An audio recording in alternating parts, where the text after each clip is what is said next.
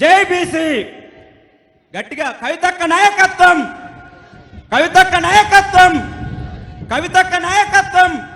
అందరు చేతులు లేపుతలేరు, మన బీసీల కోసం అక్క కొట్లాడుతుండే. కవితక్క నాయకత్వం, కవితక్క గారి నాయకత్వం. జై బీసీ.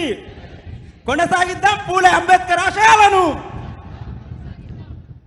నిజంగా ఈ గుట్టకొక్కలు, చెట్టుకొక్కలు, పుట్టకొక్కలు ఉన్న కులాలను వాళ్ళొక ఉన్నతమైన స్థానంలో ఉండి కూడా మన బీసీల కోసము వారు ముందుకొచ్చి మనకు నిర్దేశనం చేస్తున్నటువంటి కవితమ్మ గారికి మా విశ్వబ్రాహ్మణ సంఘం తరపున, గజ్వేల్ తరపున వారికి ప్రత్యేక ధన్యవాదాలు తెలియజేస్తూ, చాలామంది చాలా విషయాలు చెప్పారు. ఎక్కువ చెప్తే కూడా మీరు కోప్పడతారని భయం అవుతుంది. కానీ ఒక పులి కడుపులో పులే పుడుతుంది.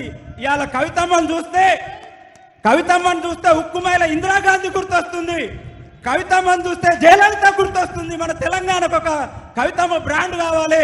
రాబోయే రోజులలో మేము అనొద్దు, కానీ అవకాశం వస్తే ఎందుకు కాదు, మహిళ ఒక ముఖ్యమంత్రి కూడా కావాలని మేము కోరుకుంటున్నాం. ఎందుకంటే అది పార్టీ ఆధీనంలో ఉన్నటువంటి విషయం, అది పార్టీ అధిష్టానంలో ఉన్నటువంటి విషయం. కానీ ఒక అవకాశం మా బీసీలు, మీరు ముఖ్యమంత్రి అయితే మా బీసీల బతుకులు మారుతాయి, మా బడుగు బలహీన వాళ్ళ బతుకులు మారుతాయి. కాబట్టి ఒక ముఖ్యమంత్రి కూడా కావాలని కోరుకోవడం తప్పు లేదు. కాబట్టి కవితక్క నాయకత్వాన్ని ఇలా మిత్రుడు చెప్పిండు. ఒక మిత్రుడు ఒక మొక్క వెతుకుతున్నప్పుడు చీమలు తినాలని చూస్తాయి, ఆ చెట్టు అయిన తర్వాత పక్షులు, జంతువులు తినాలని చూస్తాయి.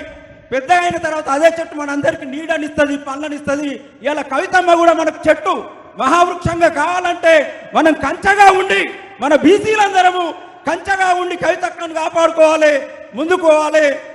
ఈ విధంగా పోవాలని కోరుకుంటూ ఒక పాట, ఈ ఉత్సాహం చూస్తున్న పాట రాదు కానీ అయినా ఒక చిన్న పాట పాడదాం అనుకుంటున్నా. ఒకటే పాట. చెప్పులు గుట్టిన చేతులతోనే చరిత్రలు రాయాలే, ఈ దేశాన్నే లాలే.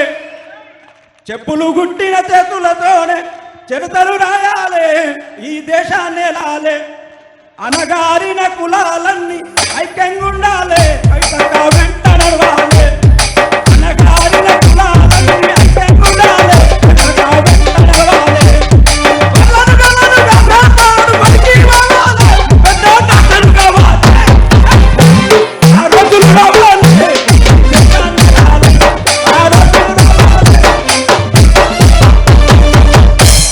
బండలు గట్టే ఉంటారు, నీళ్లు